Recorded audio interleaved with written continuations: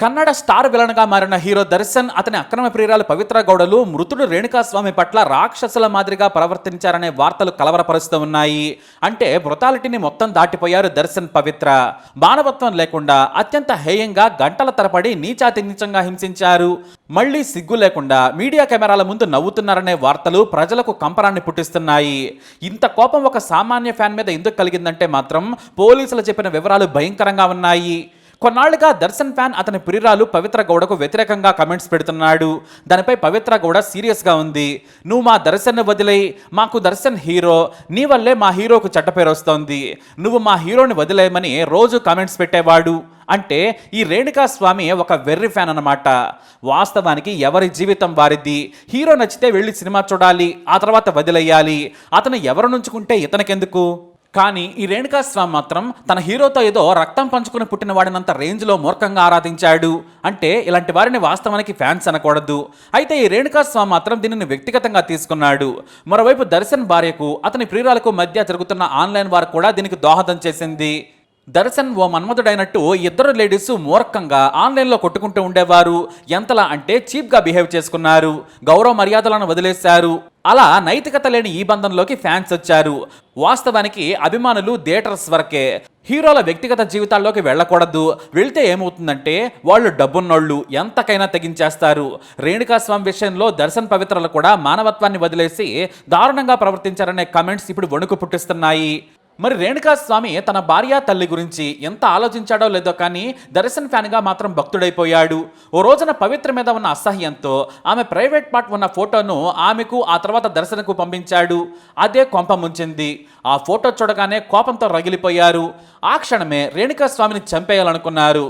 చిత్రదుర్గలో ఉన్న తన అభిమాన సంఘం అధ్యక్షుడి ద్వారా బలవంతంగా ఆటోలో బెంగళూరుకు తీసుకొచ్చారు. కొంత దూరం నుంచి కారులో ఎక్కించుకొని దర్శన్తో మాట్లాడిస్తానని చెప్పారు. కానీ ఆ తర్వాత ఓ షెడ్డుకు తీసుకెళ్లారు. అక్కడ దాదాపుగా 17 మంది రేణుకాస్వామిని చితక్కొట్టారు. వాస్తవానికి అప్పుడు హీరో ఎంట్రీ లేదు, సారీ అప్పటి వరకు విలన్ ఎంట్రీ లేదు. అసలు కథ రాత్రి 11 గంటలకు స్టార్ట్ అయింది. అప్పుడే మన హీరో కానీ విలన్ ఎంట్రీ ఇచ్చారు. అతనితో పాటు పవిత్ర కూడా వచ్చింది. వచ్చి రాగానే పవిత్ర కోపంతో ఊగిపోయింది. తన కుక్కలను తీసుకొని వచ్చిన ఆమె, నా ప్రైవేట్ పార్ట్ ఫోటో పంపుతావా అంటూ రేణుకాస్వామి ప్రైవేట్ పార్ట్స్పై పదే పదే బలంగా కాలుతో తంతు ఉంది. ఆ నొప్పితో విలవల్లాడిపోయాడు రేణుకాస్వామి. ఆ తర్వాత తన కుక్కలతో అతని ప్రైవేట్ పార్ట్స్పై దాడి చేయించింది పవిత్ర. ఈసారి మెయిన్ విలన్ దర్శన్ ఎంటర్ అయిపోయాడు. దర్శన్ తన బెల్ట్తో రేణుకాస్వామిని చిత్రవధ చేశాడు. నా గర్ల్ ఫ్రెండ్నే తిడతావా, ఆమె ఫోటోలు పంపుతావా అంటూ చిత్రవధ చేశాడు. వద్దని బతిమిలాడనా కూడా వినలేదు. ఇద్దరూ కలిసి కొట్టారు. ప్రైవేట్ పార్ట్స్పై పవిత్ర తంతు కుక్కలను మీదకు పంపి హింసించింది. ఆ తర్వాత దర్శన్ కసితేరా పిడిగుద్దులు గుద్దాడు. ఇద్దరు అన్ని రకాల పరిధులు దాటి మరీ కొట్టారు. నేలపై దీనంగా పడి ఉన్న రేణుకాస్వామిపై కుక్కలను ఉసిగొలిపింది. అవి ఒక చెవి కొరికేశాయి, మొహం మొత్తం రక్కేశాయి. ఇలా గంటల కొద్దీ పాపం నరకం చూసి నొప్పిని కూడా భరించలేకపోయాడు. చివరకు కొన ఊపిరితో ఒళ్లంతా రక్తం కారుతున్న రేణుకాస్వామిని ఐరన్ రాడ్తో తల మీద బాది హత్య చేశారు. ఆ తర్వాత మురికి కాలువలో పడేశారు. అప్పటికే మృతదేహం దాదాపుగా పాడైపోయింది. కుక్కల మొహం మొత్తం రక్కాయి, చెవి లేదు, ఒళ్ళంతా గాయాలే. పోస్ట్ మార్టం నివేదిక చూసి పోలీసులే షాక్ అయిపోయారు. దేహంలోని ప్రతి బోను విరిగిపోయిందని తెలిసి ఆశ్చర్యపోయారు. అంతలా వేధించారు రాక్షసులు. అయితే చిత్రహింసలు పెట్టిన సమయంలో కొంతమంది హంతకులకు రక్త మరకలంటాయి.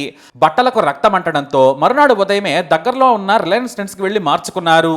అంతలా దర్శన్ పవిత్రలు తమలోని నీచమైన రాక్షసులను బయటకు తీసి అభాగ్యుడిని చిత్రహింసలకు గురిచేసి చంపారు. వాస్తవానికి వారికున్న స్ట్రెచర్కి దీన్ని పట్టించుకోవాల్సిన అవసరమే లేదు. పోలీసులకు ఫిర్యాదు చేస్తే రేణుకాస్వామిని అరెస్ట్ చేసేవారు.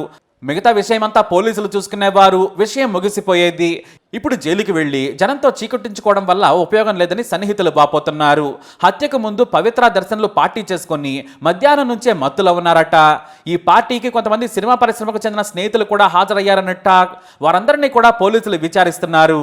అయితే హత్యకు ముందే పోలీసులను మేనేజ్ చేసేందుకు ఓ వ్యక్తికి 30 లక్షల రూపాయలు ఇచ్చాడట దర్శన్. అంటే ముందే చంపాలని డిసైడ్ అయిపోయిన తర్వాత ఎలాగూ డబ్బులతో బయటపడొచ్చనే ఉద్దేశంతో ఉన్నాడని అర్థమవుతుందనే కమెంట్స్ వినిపిస్తున్నాయి. అయితే కర్ణాటక సర్కార్లో ఓ మంత్రి డైరెక్ట్ గా తన ఫ్రెండ్ అయిన దర్శన్ను కాపాడే ప్రయత్నం చేస్తున్నాడట. మరోవైపు ప్రతిపక్ష పార్టీకి చెందిన ఎమ్మెల్యే కూడా తన ఫ్రెండ్ హత్య కేసు నుంచి బయటకు తీసుకొచ్చేందుకు నానా పనికిమాలిన వేషాలు వేస్తున్నాడనే కమెంట్స్ ఉన్నాయి. దర్శన్ను బెయిల్ మీద తీసుకొచ్చేందుకే రాజకీయ ఒత్తిడి ఎక్కువైందని, అందుకే రేణుకాస్వామి హత్య కేసులో దర్శన్ను A2గా చేర్చి పవిత్ర గౌడను A1గా చేర్చారనే కమెంట్స్ వినిపిస్తున్నాయి. ఇక దర్శన్ను మైసూర్లోని ఓ హోటల్ నుంచి అదుపులోకి తీసుకున్నారు. అయితే కర్ణాటక హోంమంత్రి మాత్రం రేణుకాస్వామి హత్య కేసులో చట్టం తన పని తాను చేసుకువెళుతుంది, రాజకీయ జోక్యం ఉండదు, ఎవరు ఈ కేసును ప్రభావితం చేయడం లేదు, బాధితుడికి న్యాయం చేస్తామని హామీ ఇచ్చారు. అయితే జాతీయ మీడియాలో మాత్రం దర్శన్ను ఈ కేసు నుండి మొదట తప్పించేందుకు మంత్రి నోటి మాటగా పోలీసు ఉన్నతాధికారులకు ఆదేశాలు ఇచ్చాడట. మరోవైపు దర్శన్ గురించి నెగిటివ్ గా నేషనల్ మీడియాలో వార్తలు మొదలయ్యాయి. దీంతో కర్ణాటక సర్కారు వెంటనే ఈ విషయంలో జోక్యం చేసుకోవద్దని వెనక్కి జరిగిందట. అందుకే దర్శన్ కేసులో ఎవరికీ జోక్యం ఉండదని చెబుతున్నారు. కానీ మొదటి నుంచి ఈ కేసు పరిణామాలు చూసుకుంటే మాత్రం దర్శన్ను కాపాడేందుకు చాలా ప్రయత్నాలు జరుగుతున్నాయనే కమెంట్స్ వినిపించాయి. మన దేశంలో డబ్బున్న వారికి ఏదైనా జరుగుతుంది, అంతెందుకు పూణే కారు ప్రమాదంలో ఇద్దరిని చంపిన హంతకుడిని పోలీస్ స్టేషన్లో కూర్చోబెట్టి ఏసీ వేసి పెజ్జాలు సప్లై చేశారు పోలీసులు. మరోవైపు డాక్టర్ బ్లడ్ శాంపిల్స్ నే మార్చేశారు. లంచం వేసిన జువైనల్ న్యాయమూర్తి ఏకంగా బెయిల్ ఇచ్చేశాడు. అంటే వ్యవస్థలను అవినీతి పరులు ఎంత బలహీనం చేస్తున్నారో మనం అర్థం చేసుకోవచ్చు. ఈ కేసులో కూడా మొదటి నుంచి ఓ పద్ధతి ప్రకారం పోలీసులు, కర్ణాటక సర్కారు వ్యవహరిస్తుందని కొంతమంది ఆరోపిస్తున్నారు. మొదట కాల్ రికార్డ్స్, సీసీటీవీ ఫుటేజ్తో పాటు హంతకులు చెప్పిన మాటల ప్రకారం హీరో దర్శన్ ఏమన్నా చేశారు. కానీ ఆ తర్వాత పవిత్ర గౌడ మొత్తం చేయించింది, మృతుడిని కూడా ఆమెనే మొదట తనిందని చెప్పి ఏటుగా మార్చేశారు. దీంతో మెల్లిగా దర్శన్ను బయటపడేసే ప్రయత్నం జరుగుతుందని బాధిత రేణుకాస్వామి కుటుంబ సభ్యులు ఆరోపిస్తున్నారు. కోట్లు ఖర్చు పెట్టైనా లంచాలిచ్చైనా కూడా బయటకు వచ్చేందుకు దర్శన్ ప్రయత్నిస్తున్నాడు. ఇదే జరిగితే మేము న్యాయ పోరాటం చేస్తామని రేణుకాస్వామి హెచ్చరిస్తున్నారు. మరోవైపు దర్శన్ ఫ్యాన్స్ కూడా తమ హీరోపై ఆగ్రహం వ్యక్తం చేస్తున్నారు. ఈ మాత్రానికే చంపేస్తావా? ఎన్నాళ్ళు రియల్ హీరో అనుకున్నాం, ఇప్పుడు నువ్వు మనిషి కంటే దారుణంగా రేణుకాస్వామిని చంపేశావని తెలిసి అభిమానులుగా సిగ్గుపడుతున్నామని ఆగ్రహం వ్యక్తం చేస్తున్నారు. అయితే ఓ పెద్ద స్టార్డమ్ ఉన్న దర్శన్ ఇంత దారుణంగా ఎందుకు చేశాడనే దానిపై అందరూ షాక్ కూడా అవుతున్నారు. ఒక పెద్ద హీరో అయి ఉండి హత్య చేయడం ఏంటి, హత్య కేసులో ఇరుక్కోవడం ఏంటని ఆలోచనలో పడ్డారు. అయితే కేవలం తన ప్రియురాల ముందు హీరో అవడం కోసమే హీరోలా హత్య చేయించాడని పోలీసులు చెబుతున్నారు. పవిత్ర గౌడలోని కోపం చూసిన ఆయన ప్రియురాల కోసం హంతకుడిగా మారాడు. ఆమె కోసం మాత్రమే ఇలా ఆలోచించాడు. హీరోయిన్ ముందు హీరోయిజం చూపించినట్లుగా రియల్ లైఫ్లో కూడా హీరోయిజం చూపించబోయి విలన్గా మారాడు దర్శన్. కానీ ఈ కేసులో పవిత్ర గౌడ కంటే ఎక్కువగా పరువు పోయింది మాత్రం అతనికే. కెరీర్ గొప్పగా చేతిలో ఉంది. ప్రతి సినిమాకు కోట్లలో రెమ్యునరేషన్ తీసుకుంటున్న ఆయన అనాలోచితంగా ఆవేశంతో కెరీర్ను నాశనం చేసుకున్నాడనే టాక్ వినిపిస్తోంది. ప్రియురాల ముందు గొప్పలకపోయి ఏకంగా జైలుకి వెళ్ళిపోయాడు. ఇప్పుడు ఈ కేసు నుంచి బయటపడేందుకు నానా తంటాలు పడుతున్నాడు. మొదట పోలీసులను మెయింటైన్ చేయమని 30 లక్షలు ఇచ్చాడు. ఆ తర్వాత ఆధారాలను నాశనం చేసేందుకు ఫ్రెండ్ నుంచి మరో 40 లక్షలు తెప్పించాడట. కానీ అప్పటికే సీన్ అంతా మారిపోయింది. బయట ప్రపంచానికి హీరో విలన్గా మారిపోయాడు. మరి ఈ హీరో కమ్ విలన్ ఏం చేయాలి?